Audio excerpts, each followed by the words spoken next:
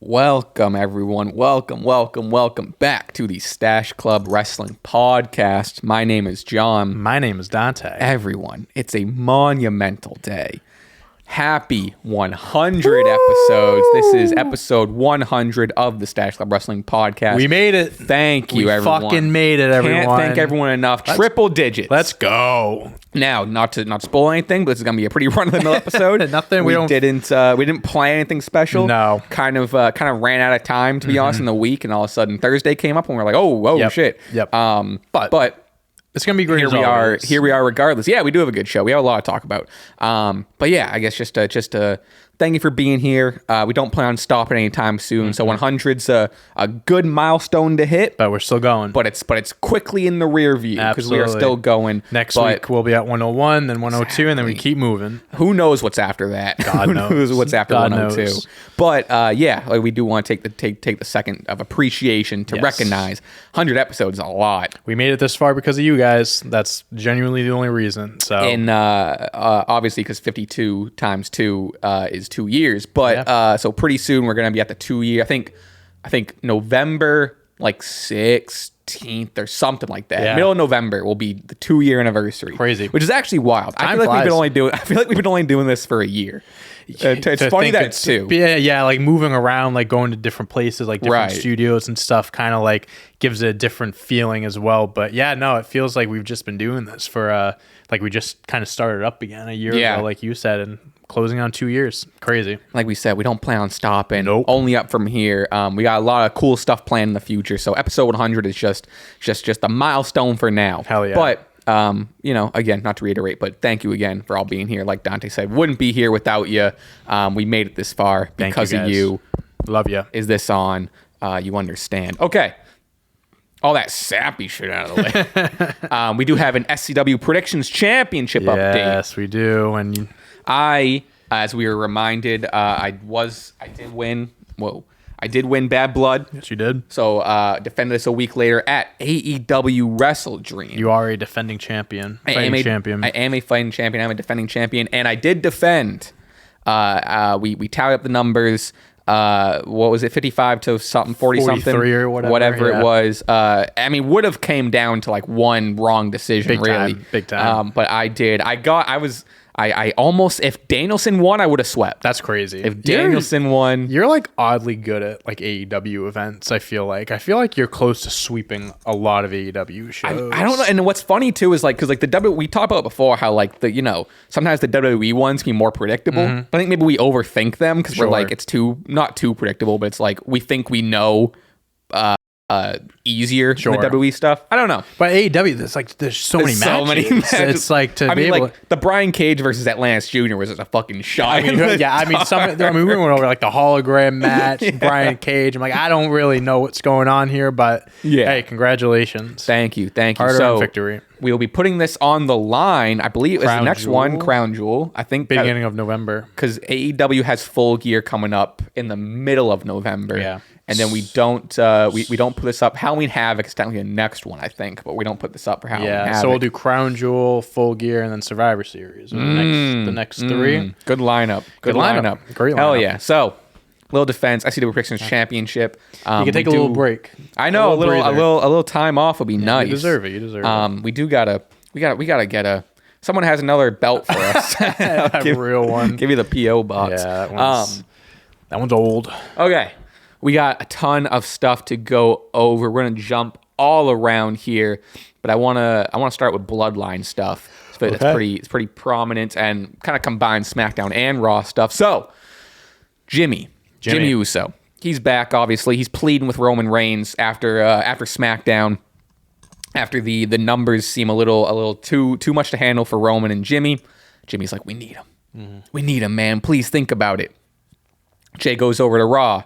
Finds Jay. He's in the locker room. Jay opens up the door, sees him sitting there. They chat a little bit, or they barely chat is what it seems like. And then Jay basically says, get out of my face. So Jey Uso declines this first Bloodline return offer. Yeah, no, I mean, obviously, they're not just going to give it to us right away. We're definitely going to be planting seeds for the eventual reunion. Which makes sense, because Jay has been the victim here. He doesn't need him. He's on his own. He has his belt. He's on Raw. He's away from them. He really does. They need him. He doesn't need them. That's kind of what it's looking like. But yeah, SmackDown, Jimmy returned, started the show off. Roman acknowledged him, which was that was cool. He's never really done that to anyone. So that was cool. And it was funny how it was like they were going on a bit, and then Roman was like, all right, enough of that. Like he was like putting his hand down, and he slaps his hand. He goes, all right, let's go. That was really funny. And then Jimmy was like, it's like, I know someone, and then everyone's going, yee. And then Roman goes, no ye. And Jimmy's like, damn, all right. They do need him. They got beat down later. Jimmy's like, we need help. So now it's like, when they go to Raw, like you said, they were like, get out of my face, blah, blah, blah. I think, obviously, Jimmy isn't going to be the one to convince Jay. I think Roman is going to eventually make his way over to Raw or something and try to make amends. Now, I'm curious if so on Raw, he's fighting Braun for the IC title. Yes. ITEL rematch. I am interested to see with this whole reunion, because we're going to get it. It's just a matter of when and how. Is Jay going to be Intercontinental Champion? Is the reunion going to be, is it going to be jump started by him losing the belt and needing help, or like maybe Solo costs him and then whatever, ties all that in, or I'm just interested how they're going to kind of tie in like his situation on Raw with everything and just how they bring it all together. Not that I know how they're going to tie it in, but like here's some details that I would prefer. Okay. I would want, like, it's not a bad thing at all, but it's definitely complex since you have like the Braun Breaker involvement totally separate with the IC title. I think it's all good, but I would imagine it does make it harder for the storytellers there to be like, there's a bunch of moving pieces. Right. So I would prefer, and I've seen kind of speculation related to this of like how people think this is going to go down. I would want Jey Uso to remain pretty dominant. Like I do think Braun Breaker should get the title back eventually. I'm honestly surprised they're doing the rematch so fast. Early. Me too. But I would want Jey Uso to re-enter the Bloodline as IC champion. So he's the one with the gold. He's the one with some title. And kind of like you were a little bit alluding to, is it's going to take Roman to kind of bend the knee and to be like, I need help.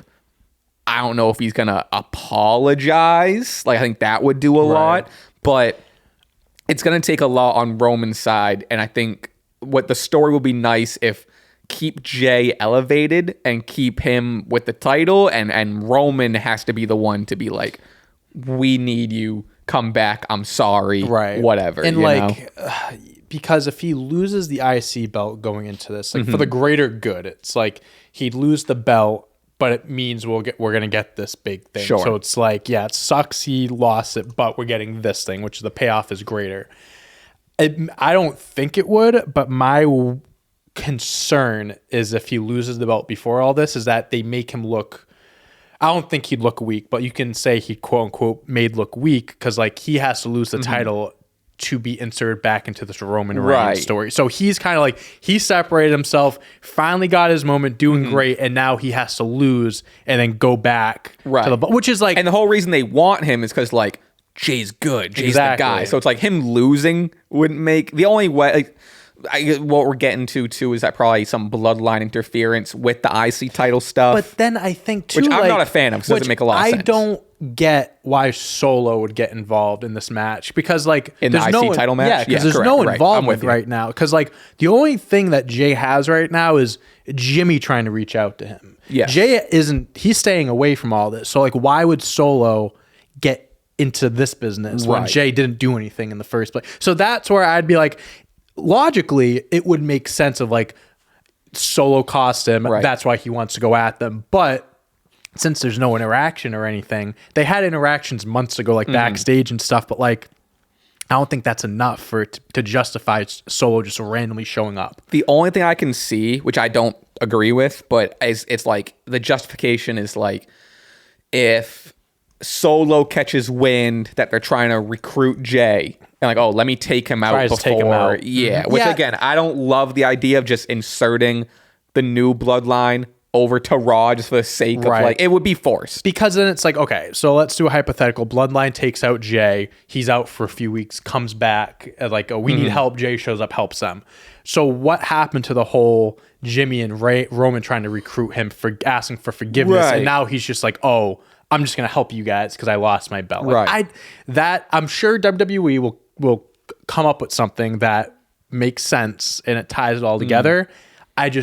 I don't know how they're going to go about this because their match on Raw, Jey and Braun, right now, I don't know how Braun loses. Yeah, you know what I mean? That's like, I feel like this is kind of a setup for Jey to lose. Right. Because if Braun loses, you lose twice in a row to Jey. And now you make him look weak. Jay's a face, so he's winning clean, probably for the most part, I would imagine. So, and then if Braun wins, then so... And like Braun had that really fiery promo of like, you know, it was like Nepo baby versus Nepo baby of like, you know, your family can't save you, and I never really needed mine, but you needed yours, you needed your cousin, which like they are tying in family here, so there is stuff that, you know, there's they're planting seeds, there's droplings here, but I don't know. I would prefer Jey to win, but like you said, that really, then what are we doing with Braun? Exactly. Why did you give him this rematch this fast? You could have just given Jey any other opponent, a title match.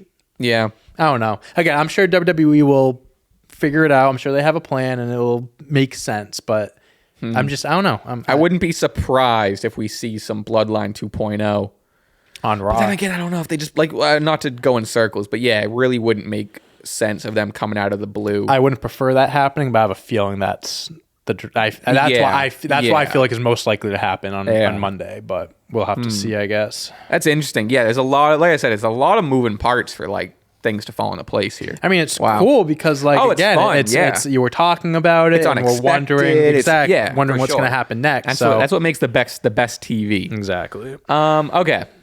So with that said, so there's another character here in this whole thing we didn't really mention. Is Sami.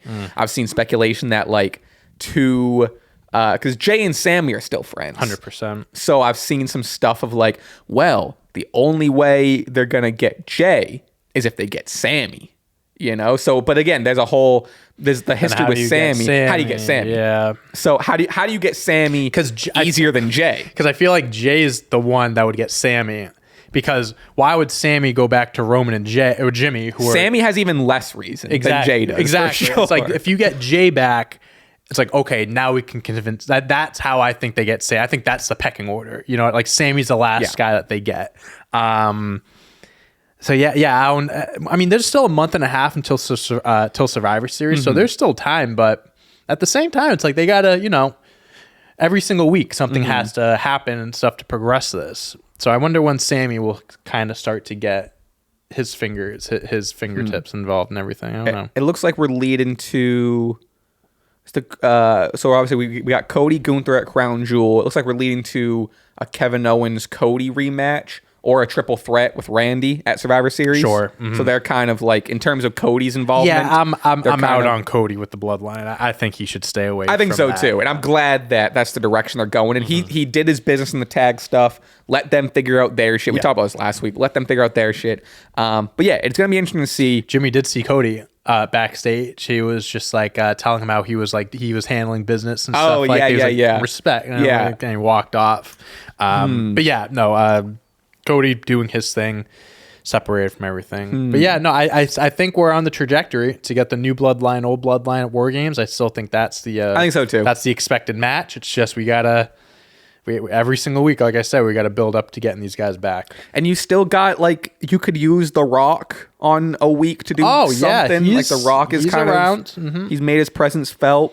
I'm sure you've seen the same stuff, but like there's reports, quote unquote reports, going around with like The Rock is currently not scheduled for 41. It's like he like commented on Instagram posts that was like, don't believe that bullshit. And stuff like that. He also made a post that said like, 2025, like worldwide, we're taking over. So I like, sure, maybe there's technically not a contract signed now in October. I'm sure he will be at WrestleMania. Why would he make his presence felt now if he's not going to be at 41? Last year, when this whole thing started with The Rock coming back and everything, I believe that they agreed to like a 2-3 WrestleMania run. Oh, they're sure, like, all right, we'll do it this one. We'll do a tag team here. We'll do this one next year. This or 2 or whatever it is. I agree. No, the Rock will be there. All right. Speaking of Kevin Owens, let's just talk about. We kind of touched on it a little bit, but over on SmackDown, Randy tried to play peacekeeper between Cody and Kevin. And then we see Kevin kind of attack Randy backstage. So we are full tilt. Kevin Owens, heel turn. KO is like, fuck Cody, and Orton's getting in the way. Fuck Orton. I love it. It's great. Kevin it's Owens comes out with a Dusty Rhodes shirt. Yeah, that was a nice touch. Wasn't supposed to be there. Mike gets cut off, talking into the headset. Cody comes out. They're doing a brawl. Randy coming out, trying to separate them, and then Kevin hits him. And then Randy's like, what the fuck? So then he hits him, and then Kevin's all shocked. This story is, I love the direction they're going down because you get, bless you, because you're getting, bless you, because we can get a combination of Kevin versus Randy, Kevin versus Cody again, Kevin versus Cody versus Randy, triple threat match. Like, we have such a good combination here of matches we can do in the story. And we said it last week, just with everything of how they've done, like, it wasn't on live TV or nothing like that. Just how they're, like, they released backstage footage later on of Kevin beating up Randy Orton and everything. And then we have this video in front of us. Did you watch this? I watched most of it. I didn't watch till the end. So basically, Kevin made a video from his hotel room. Yeah, we can play it. We'll play it into the mic.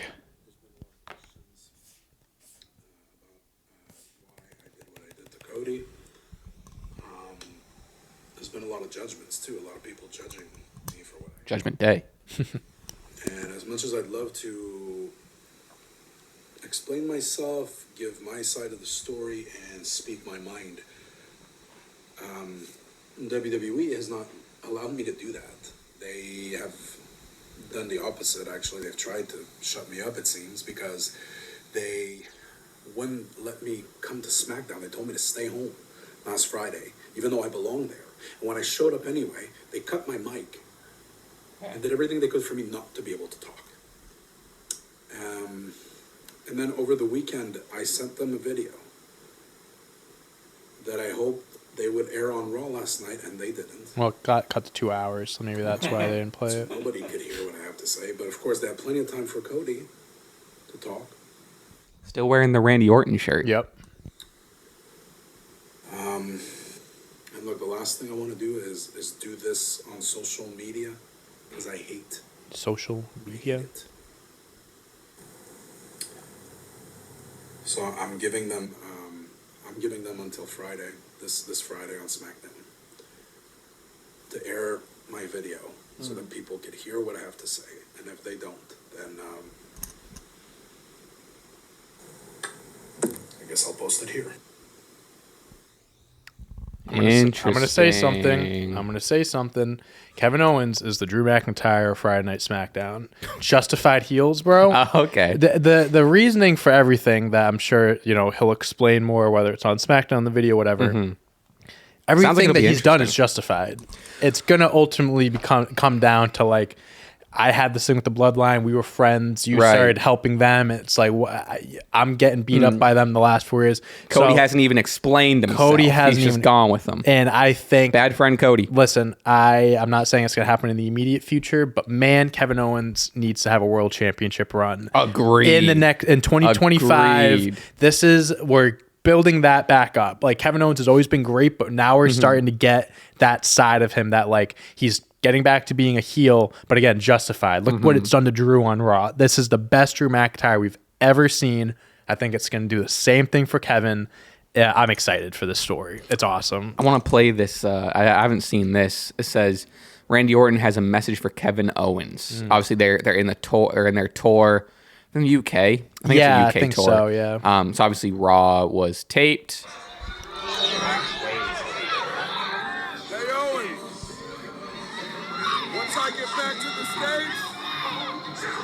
Once I get back across the pond, I'm coming for you. I'm whipping your ass. And nice. Hell yeah. It makes me think, too, where I wonder if Randy Orton and Kevin Owens might be in cahoots with each other. Might be in cahoots. And going against Cody. Because Randy's playing got the same Peacekeeper. exact reasonings, he could say. Right, he's playing Peacekeeper, but I think Randy has also kind of been the same boat of like, why are you helping them? Like, he's like, I'm not going to be as pissed, but like... And I was definitely more of a believer of that before they showed the footage of like Kevin attacking him, because I was like, oh, maybe it was like a setup or something like that. Like, it made it seem like he was beating him up, but whatever. But yeah, I mean, I can imagine a story where Kevin Owens convinces Randy and being like, hey, like, do you really think I'm in the wrong here? Right, like, look at him. Like, he's doing all this shit, and it's like, look at us. Like, didn't you raise him better? Didn't you raise him better? Randy Orton missed a year and a half of his career because of an injury that the Bloodline, quote unquote, caused. Right. So it's like, in storyline, Randy has a whole lot of shit with them too, and to see Cody team up them again, it's like, it's justified why he's like that, acting like that. I think regardless if we get heel or face Randy or whatever side Randy's on, regardless, I want that triple threat. I want that at Mania. I want the Whoa. I want it at Mania, dude. Honestly, like, I get it. Like, Rock Cody, I think you can still do that match. You think we can drag this out all the way till Mania? These three guys? Threat? Yeah. I think that's the luxury of having three different guys in a story like this. Okay. I think you really can. I think you can have the individual matches. That's funny. I see this happen at Survivor Series. Wow. I think I would like to believe that'd be fun though. I'd like to believe that Cody and Kevin would have one more one-on-one rematch. If that's what happens, then I'm fully like, oh, okay, that's and then eventually they can bleed into, like, I know like Cody Randy is a thing and blah blah, like, you know, people want that one-on-one Mania. Again, Rock Cody's a thing, but I think you can kind of make it work. We might even get the straight up Roman Cody rematch. A third, you know what I mean? Who knows? I think you could do Cody Rock at Rumble, maybe. And then Rock loses because of Roman. And God, it's so exciting that we have the Royal Rumble like still to come in between for like all of this shit. I know, and it's gonna be very unexpected this year. But yeah, I mean, I want the triple threat match too, right? I'm saying WrestleMania because the storyline is being built up like it is one of the best storylines in wrestling right now. So in 6 months time, I think it could be worthy of a WrestleMania match, but who knows? I think once we start to see what The Rock's real involvement is, I think that'll be real telling. It's unfortunate because even though like Cody always gonna have ties to the Bloodline, because it's like what happens with The Rock and Roman and stuff. He's holding Roman's title. That's like what happens there is what's gonna decide what's gonna happen with Cody. You know? Sure, yeah, 100%. So, all right, moving on. We got. I think they did a really good job on SmackDown of kind of intertwining like Liv's world title, Liv and Rhea, then also the Nia Tiffany stuff. But big picture here, Nia wants Tiffany to cash on Liv Morgan. It's kind of the plan they crafted. Obviously, Tiffany is kind of Nia's buddy here. There's been teases of Tiffany cashing on Nia, and they're kind of button heads. Nia put her in a real tough looking headlock. So the question is, do we think we're seeing a Tiffany cash in at Crown Jewel, and against who? I don't know if at Crown Jewel. I definitely think she's going to cash in on Nia. Whenever that time comes, because it's just that's the story. It's very much so like a Nia's bullying her around. Tiffany's going to stand up to her, and it seems like Tiffany's a great heel, but I feel like when she came up on the main roster, she was just had so much support from the crowd. Like when they were in Perth, like she had the biggest reception and stuff. I think as great as she's a heel, I think she can very much so be a fan favorite as well. She's going to transition to a huge because of just how she is in the ring and just like her presence. I think that she'll do an amazing job as a babyface.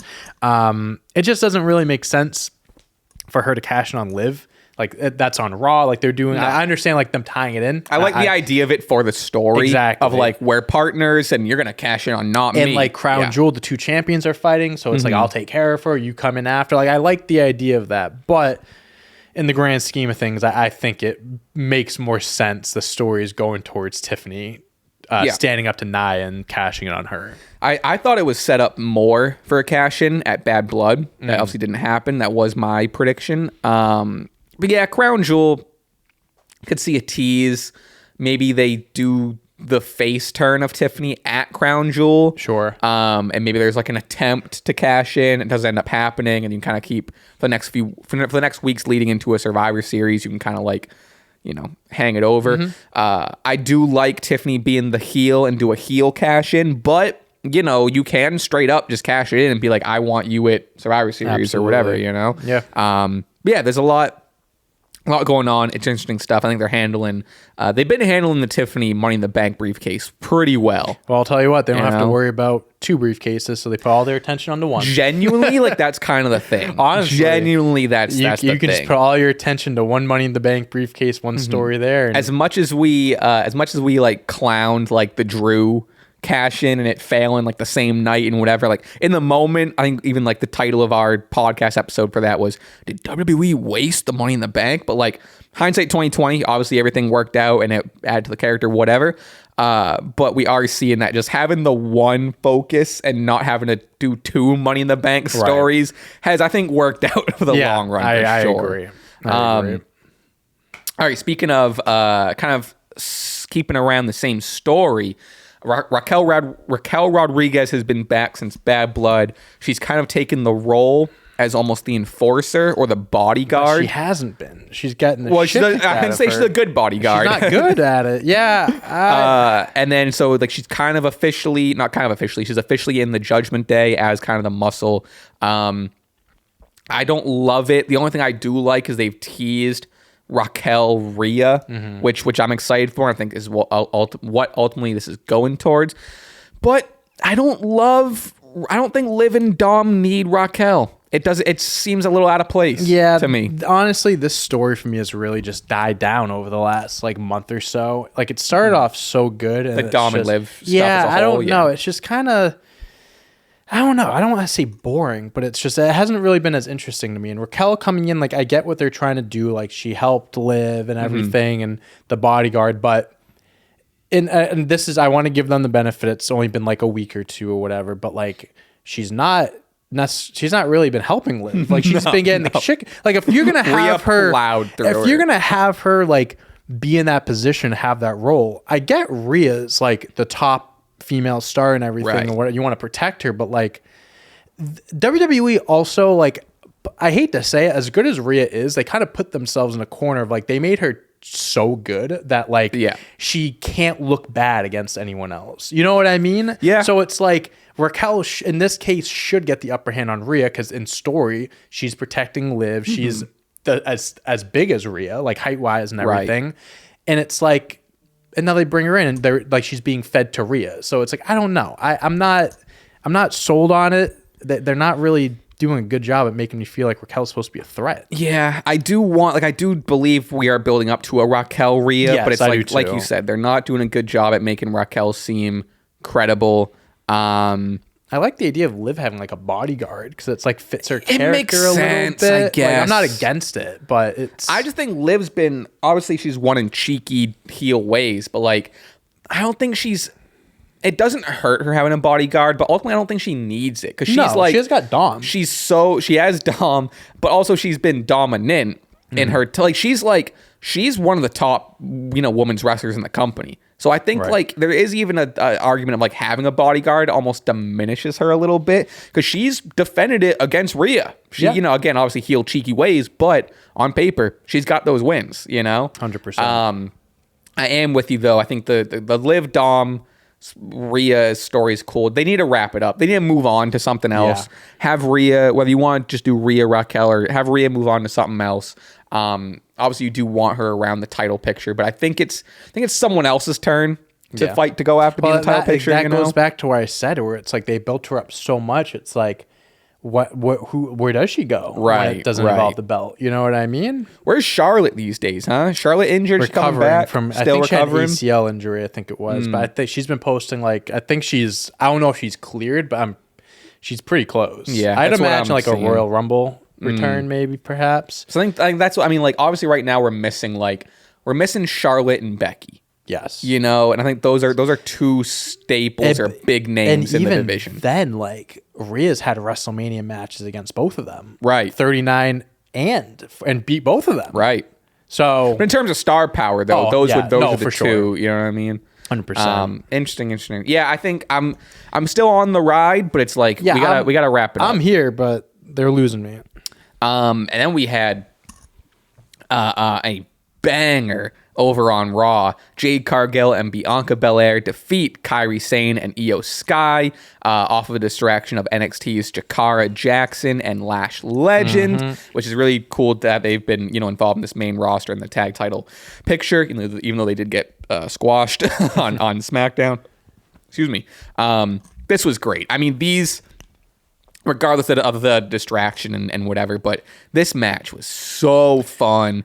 These four, I mean, we not to just repeat everything we always say, but like Jade improves every single week. Yep. Bianca proves that she is one of the best and right up there. We were mentioning Rhea, Charlotte, Becky. She's right up there with Bianca them. is right up there with them. Io Sky is the best wrestler in the company, or the best, one of the best wrestlers in the company. Kairi Sane, proven that she's like one of the most underrated or under I don't know, appreciated or whatever, utilized. Yeah. This was fun. I think I don't know. It seems like we're on an upward trajectory for the women's tag titles, which is nice. It's nice that like these are titles that are just like these can float around Raw, SmackDown, or NXT. Yes. So it's nice that they're finally involving NXT. Tag teams and stuff like that, because there's some teams down there. There's some people you can put together and kind of involve them in the women's title picture. So yeah, I mean, I think this was, I'm happy they had a really good match, because that match on SmackDown was, people were complaining about it, like, Kevin Owens came out, interrupted their entrance. So there's a lot of issues there. So I'm happy that they were able to get this match and showcase themselves, have a great match, and Lash Legend and what's her name, Jakara Jackson are involved still. So yeah, just kind of keeping that story going. I think they saw the criticism, valid criticism, very valid criticism for last week's Raw about how they handled the women's division, and they're like, all right, we hear you. Let's put on a banger with four of our top stars. It was just very tough for them to do that, then go to SmackDown and be like, okay, like women's tag match, but we're only going to have it last 2 minutes, and Kevin Owens interrupts it. So like they definitely needed to have something like this to kind of. And we talk about this all the time, but it's like Bianca and Jade. I mean, obviously, like, Io and Kairi are Io and Kairi. They're great, but like Bianca and Jade are your champions, and they're two of your biggest stars in the company. So it's like you gotta start using them 100%. More, and they are. But you know who you have, especially if you want to eventually split them off into, like, obviously they are. I still look at them as single stars. They'll have their are in a tag match. Right. One's gonna turn. One's gonna turn heel. Yeah. They'll eventually lead to that for a split up. But I like keeping a focus on them. I think it's important. Absolutely. Also, Bianca pulled out a very Braun Breaker-esque super spear that she did when she hit the ropes, and it was fucking nice, dude. Let me see if I can pull up a video of it. It was fucking clean. Oh, actually, no. Maybe I think I do remember it. I'll pull it up anyway. Here we go. Oh yeah, I did. Bounces off the ropes. Woo! Bang. That's a good spear. It's also like a lot of credit to like Io's one of the best sellers the shit out in of the company's history. But like. No, that's sick. I think add it to the repertoire. Mm-hmm. She looked fucking good. Like it. All right, let's go to we talked about Braun Breaker. Let's go to, I don't know. Do you want to? What do you have any? We got a lot of stuff, but I don't know what I want to talk about next. We have a lot. I honestly, Cody and Gunther, the promo. Okay. I thought the promo was really fucking good. I'm faced with too many good options here to pick. There was a lot of good wrestling this week. So yeah, Cody and Gunther had a promo. Both great, well-tailored suits. I think, very well-dressed men. Two very well-dressed men. God, that was They're the two world champions dressed to the fucking nines. I loved the presentation. Very well, very good at representing the company, looking like top guys. They represent each their brand, so they're in their nice suits. I love it. They filled the one tie quota, so Gunther left the tie at home, and he looks better without a tie. I think he's more casual. I think he does. Yeah. But yeah, I thought this promo was great. Again, just kind of building up their match, and they both just genuinely were showing respect for each other. Yep. And Gunther was like, I have all the respect, and he's like, there's one thing or whatever, and it's just like you're always like crying, or like I forget exactly what it was, but he was like something about that, like his emotions or whatever. Anytime your dad's mentioned, you cry, exactly, or some shit. and stuff like that. And then Gunther's like talking about how he's the best, whatever, and Cody's like blah, blah, blah. It's like, you haven't beaten me. You haven't faced me. And he's like, spoken like a true number 2 champion. Or so I thought that was hilarious. And he did bring, it's like, I've seen your weaknesses. You lost at 40. Yeah. You can lose, you know? And he was talking about his weaknesses and all the times he's lost and stuff. So, yeah, man, I thought it was just a really solid, just the 2 top guys. I love how Gunther is like referring to him as the number 2 champ and stuff like that. Yeah. And, you know, Gunther was giving Cody his praise about being the quarterback, how he was kind of leading the new era and everything like that. This match is going to be fun. I'll be honest with you, if they really want to, they could make this a 5-star match. Like, genuinely, if they like, I know it's Crown Jewel, you know, it's a glorified house show and everything like that, champ versus champ, but if they really wanted to, they could make this the best match of the year for them. So I guess real quick, early predictions. Who do you think? We talked about this a little bit before. Who do you think's winning? I'm still picking Gunther. Yeah. I'm still the only way I see Gunther losing, and I don't want this to happen, is genuinely if Goldberg comes in and costs him. That's because there's something that's going to happen. There's something going on. They wouldn't have done that if it led to nothing. So I get it. They're keeping it like him and Cody have their thing, so they're kind of putting it on the back burner. That's the only way right now that I see Gunther losing, because I don't think he loses clean to Cody. I don't think he loses clean. I get it. It's Cody. And if he loses clean to anyone, I think Cody's the top guy that's like, okay, like it's fine. That's justified. But I just don't know. Like the run that he's on, I don't want to see him lose too. So see, I have been genuinely, I've been on, Cody has to win. Cody's a WWE champion. He's the face of the company. He beat Roman, blah, blah, blah. Up until genuinely 20 seconds ago. Right. I'll tell you why. Because I remembered that I remembered the Crown Jewel Championship. I don't want to see Cody with that Crown Jewel Championship. If anyone's going to hold that Crown Jewel Championship, that it's not a bad looking belt. It's dumb. It is dumb. And I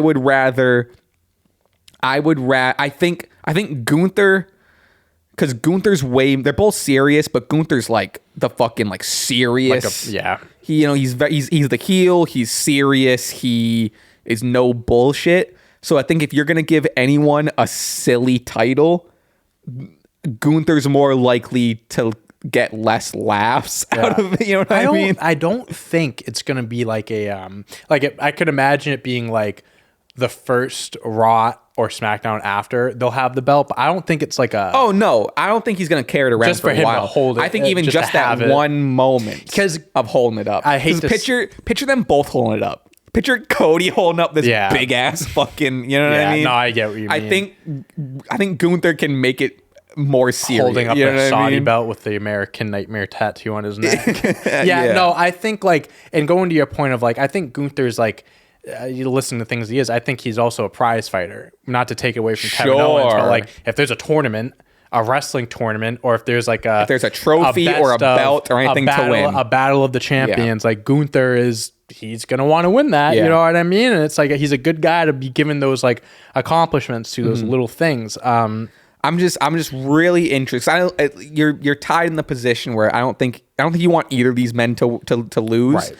Right. But I'm curious how they're going to have Cody, like you said, unless there's a Goldberg interruption that causes a distraction. And there could be a Kevin Owens distraction. Owens. That gets Cody Randy. I don't, again, we're staying away from the bloodline. But that's always in the back of your head. If like, The Rock makes his presence felt or something. I don't know. I'm really, really curious to who's going to take it. Like I said, I think it's going to be an unbelievable match. That's what I'm looking for. I think it's going to be fun. That's what I'm looking forward to. I think it's going to be really fun. So whoever wins, they win. But it's going to be a great match. That's all I know. Let's jump to... We have a lot of other stuff to get to. But let's jump all the way down. We did have Wrestle Dream. We did. This past weekend. And some pretty notable stuff happened while we're kind of smack dab in the middle of the show here. But... let's just go to the biggest news that happened. Bryan Danielson loses to Jon Moxley. Jon Moxley is your new AEW champion. Does that make him 3 times? 4 times. 4 times. Because he was like interim and stuff like that. When Punk was hurt. Dude, crazy, dude. Crazy. I couldn't believe it. Couldn't believe it. I wasn't watching it live. I was out. So I was on Twitter. and I refreshed and I saw Moxley beat him. And in my head, I'm like, that was the first 3. I'm like, I wonder if it was like a screwy finish or like they're going to restart the match or something. Because in my head, I mean, we talked about on the podcast, it wasn't my most, I had Mariah May with my most confident, but I was like, there was still no way Danielson loses. He just won the belt. Like, we're in our heads, we're fantasy booking like all these like dream matches, these big defense. He's going to drop it to Darby and pass the torch just for him to lose to Mox in his second defense. Now, we're hearing that he has a fucked up neck. Right. He needs immediate surgery and stuff. His back is pretty screwy. I guess he said, like, from the very beginning, if I'm losing, it's to Mox. Like, he picked Moxie to lose to. So, take away the story and stuff from a man's, like, from his, what he wanted. He got what he wanted. So he got written off. He got murdered off TV. He got written off, whatever.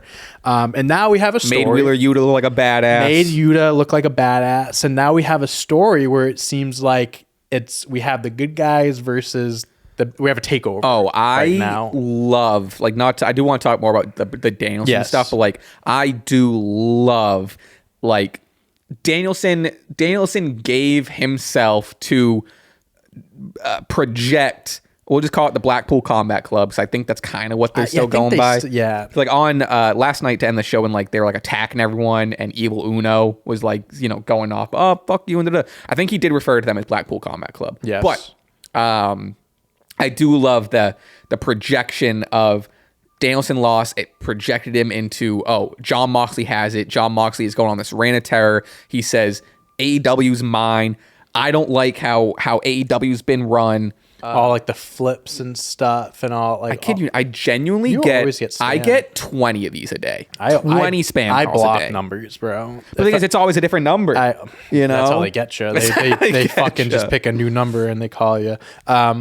But I love how he's like very anti what the company has become. All the flips, all the. He goes, "You all work for me now." It's so. What was cool, the line? dude. He said, when they're in the truck. It was I'm taking it like I'm taking everyone out from AEW, or like I forget exactly what he said, but people were critiquing it because it was like people are acting like he just came in and was like, I hate what you guys have been doing the last whatever, but it's like you've been here from the beginning type of thing. I forget what the exact wordage was. Oh, I'm not sure. He said something along the lines of like, the way he made it sound like he was like, he just came in and was like, I'm stopping all this stuff from happening, but it's like, you've been in this company for the last few years. Why haven't you stopped this from happening?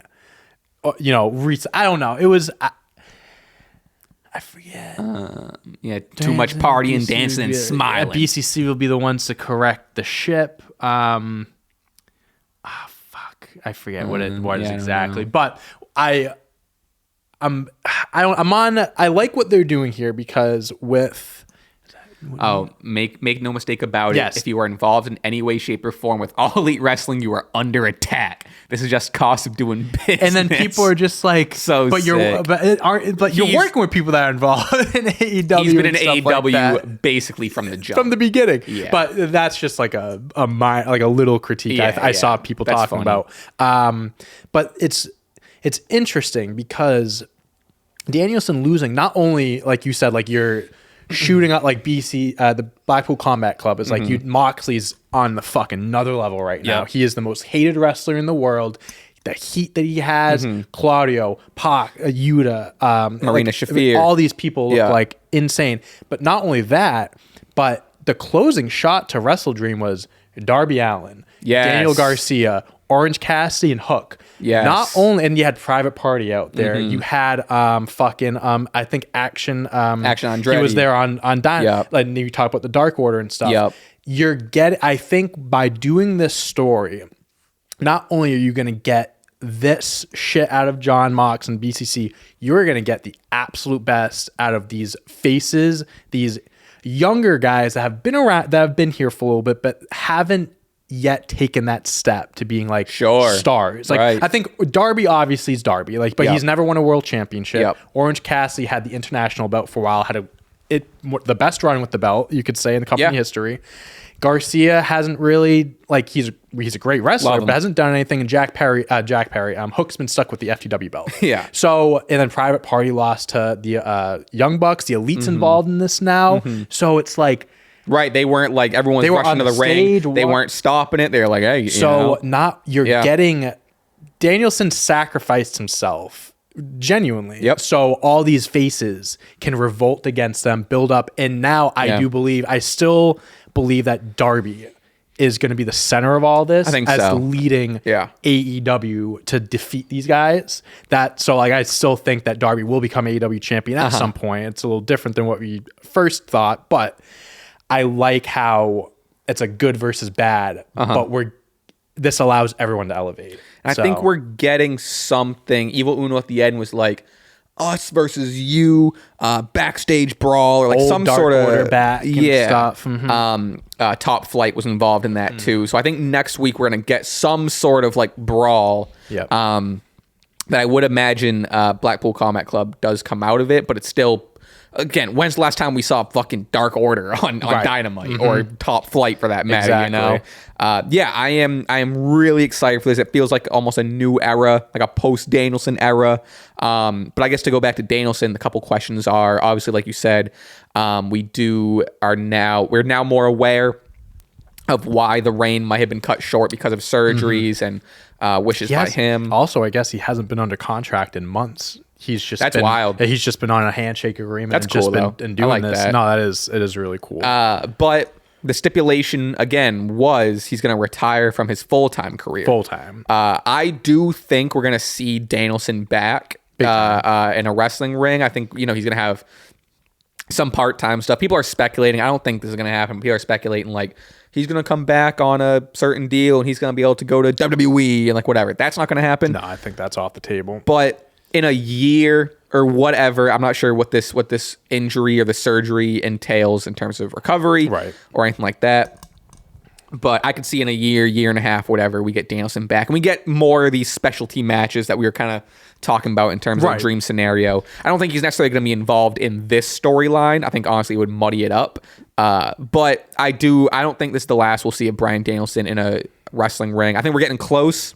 Especially now that he's retired full time, 100%. We're getting pretty close. But regardless, it is wild it's wild to now be in this era of like, one, we saw Danielson with the AEW championship. He lost it. He's no longer a full-time wrestler. And just wild. I think genuinely unsung MVP of the match and just like selling how the importance of it and what was happening. Nigel McGuinness. Yes. Even at the end when he was getting choked out, he was even like concerned. This is too much. Yeah. And stuff. He was like, there was one clip and it was Mox. They were outside and he was like throwing him on the table. He was like hitting his head, whatever. And you could see Nigel looking like, I think Mox knocked his headset off or something like that. Oh, okay. And he was looking at Danielson like, oh, like he's actually like getting hurt. Yeah. Like he's actually like, I'm concerned right now. And just like him, like in the post scrum, that was the first time he ever said anything positive about him or something like that. I didn't watch the scrum. That's interesting. I forget what he said exactly, but he like, it was like one line, but he like, he gave him this It's a cool story of like after their match, he lost to him. The Joker lost his Batman. And Joker lost his Batman and he finally almost earned the respect. They've always had respect for him, but that was the closing thing of, all right, Danielson got the best of you. And Nigel is accepting that and is like, okay, that's like you said, Joker to the Batman is probably the best. For years, Nigel's purpose was to shit on Danielson. Yeah. Now Danielson's gone. He's like, what do I do? Who am I? What's my identity? So, interesting. Now my question is there another involvement? Like, is Moxley the head guy or is there someone else that they're reporting for? Again, I'm not going to... Shane McMahon, I'm not like... At this point, it would be wild. Right? For it to be like, it would be wild if it's Shane McMahon. Because at this point, like, if... They don't need him. If Shane showed up at Wrestle Dream and it was like Moxley gave him the belt or something like that. I'm so happy that didn't happen. I'm happy they didn't too, but I was like, that didn't. So now I'm like, how would this happen? Because I feel like they're making it seem like Mox is the brains behind all this and stuff, and like, which I think he should be. He should be. I don't think that works because you want him to be like the brains maniacal. Like he thought all this out and like he has the plan. He's not being brainwashed by someone else. Right. I like the idea of that more, but I like him brainwashing like other people. Yeah, him because he's got Wheeler Yuta under his fucking not under his wing, Yuta but was whatever, under his crying, control. and they gave him a bag, and then he fucking suffocated Danielson. So he finally, I mean, that was the whole thing. Wheeler Yuta finally choked him out. Yeah. Even on Dynamite during the attack, Wheeler was still like not hesitant, but after like the initial attack in the ring, like against all the other like the AEW originals, Wheeler was still like, fuck, like Wheeler, I don't know. I think just as much as like Darby, I think is going to shine in this. Like Wheeler Yuta is going to come out of this big like time. Whether you see him finally go against Blackpool Combat Club or whatever, join the other side. This story can go in two different directions. Mm-hmm. They could either absolutely hit this on the head, and this makes a ton more stars, which is something that AEW I feel like has been criticized for is the lack of making stars and stuff, and like they bring in guys from other whatever it may be, or this could be a disaster, and it just like they could go down one bad booking decision to another. I'm not saying that's going to happen. I hope it doesn't happen, but a story like this, I think you have to be very careful of, and you like all the details mean something, so you want to make sure it's done right and everyone benefits from it, because I genuinely can see, like, after this is all said and done, you could have upwards of like 10 new serious stars that like you can build with and you can have for world championships. Any story, like I think that's the potential, like that's what could happen, and I hope they reach that. But they have to be smart about it. So far, we're on chapter 1. So far, I'm having fun. I'm having a good top of the first. We're at the top of the first inning. I want to go to. We're gonna jump around a little bit, I guess, but I want to go to. We'll have a loaded Patreon. Yeah, we got some stuff. I admittedly didn't see all of NXT. So if you did, you're gonna carry some NXT for me. That's fine. But what time we at? Okay, we got some time left. Adam Cole and MJF last night. Yeah, they're good. Yeah, bro. They both returned at picking it up right where they left off. Return. Yeah, right there. The Adam Cole return at Wrestle Dream because like so much. First of all, shocking, but like. Because of everything that happened with the Danielson and Moxley and like whatever, pretty overshadowed. I kind of forgot he returned. I was more like and he came out on Dynamite. Fiery promos by the both of them, were just coming at each other. Cole just ripping them down like you've always been this, you've always been that. MJF kind of telling a story of like, I didn't trust anyone, I hate everyone. Then you came around, Adam, and I thought just really good stuff. I think we're back. They had to hit the reset button. Yes. Let's never mention the devil thing. Never mention the devil World's again. End. That pay-per-view never happened. Yep. We're not going to talk about that. Just move on from that, and just now the roles are reversed, I guess. Where Adam Cole was supposed to be the heel while MJF was the face because Adam Cole. Right. But now it's flipped, which I think is better. I think again, MJF's just more of a natural heel. I think it plays better. I'm excited that. First of all, happy Adam Cole is healthy. Finally, great to see him back. Great to see him back. Between the concussion he had a few years ago and that injury, it's like he signed with AEW, and it's like we've never like we haven't been able to see what he can truly do. So hopefully. Knock on wood, he stays healthy, and we're able to see what he can do now, because there is an endless amount of things that man can do in that company, and he's one of the best. So last thing we'll talk about before we jump over into the Patreon, we did have Konosuke Takeshita defeating Will Ospreay and Ricochet to become the new international champion. That damn Kyle Fletcher. Damn Kyle Fletcher. I'll tell you what, I'm loving Kyle Fletcher. Did you pick Takeshita to win? Yeah. Damn. Yeah, felt like the time. Dope. I think it's dope. Looks good with it. I said it last week. I'm like, I wish Ospreay would have had a little bit of a longer reign and stuff, because the first one lost to MJF, won it back, whatever. But not every title reign needs to last a million years. Well, Ospreay's like, he's the best wrestler in the world. So it's like he doesn't need a belt. He could have every match that I think of in my head that he could have had defending the belt, he can still have just straight up. So it's fine.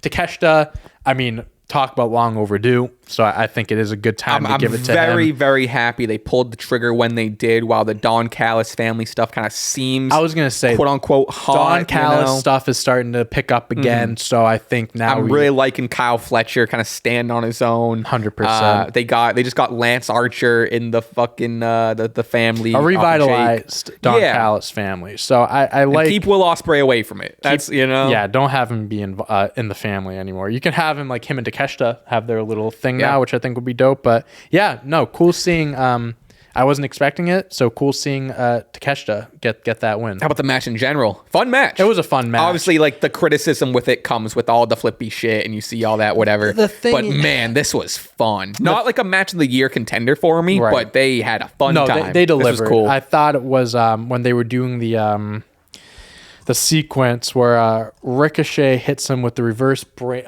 like flips him back so his head spikes, and then he does it, and then Takeshita grabs them and does the I forget what the move is called, but they had some really sick sequences. I mean, Ricochet's best performance in forever. For sure. Yeah. I mean, this is what you would expect to see from Ricochet in AEW. Like this is like, he is, when it comes to high flying and the theatrical aspect of it and all that shit, he is you can say he's the best, honestly, because he is just so good at it. And you can put him up against anyone, and he'll give you a near 5-star match. So love the performance from everyone, and good for Takeshita. A couple other notes. Again, we have a couple more minutes. Mariah May did defeat Willow Nightingale in a fun match, but the thing that I've been seeing on social media is during the scrum. Yes, bro, I saw that. You gotta ask the Glamour some questions. What are you, crazy? I'm fully on her side.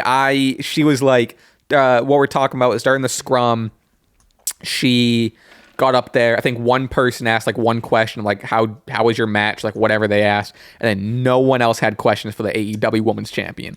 And it's like, that's weird. We keep on.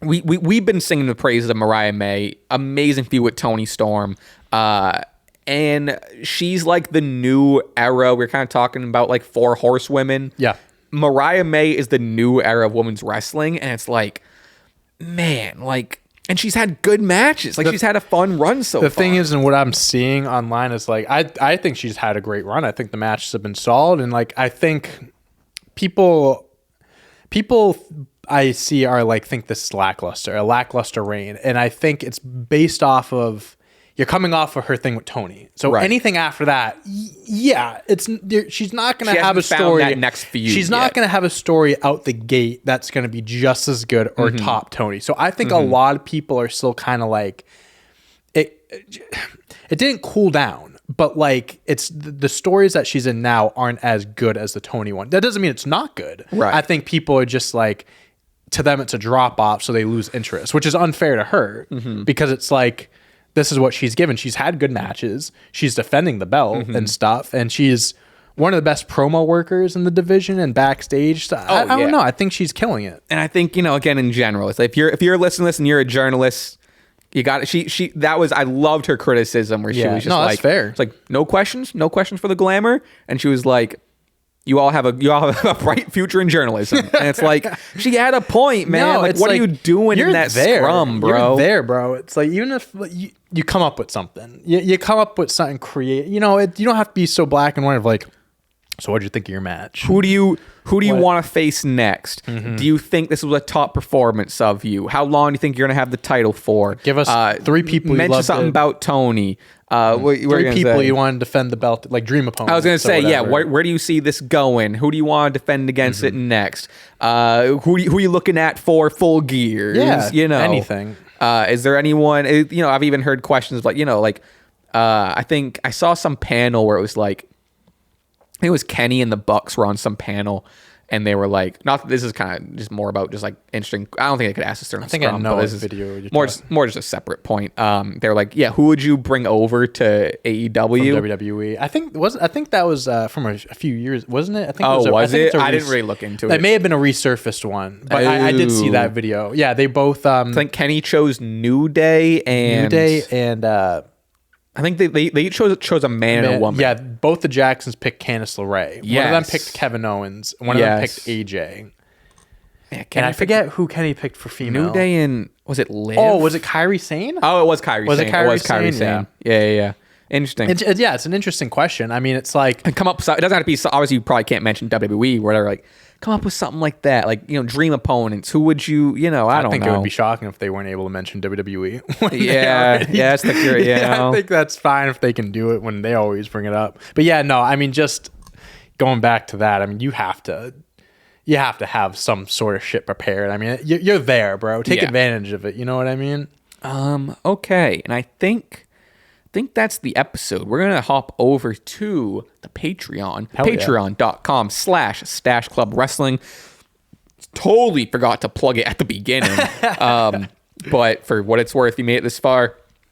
This was today's free episode, main feed episode. If you want to see this episode and future episodes ad-free, as well as an entire bonus episode where we chat more wrestling, we answer Patreon questions, and we also talk about movies. Come on. It's kind of half a movie podcast.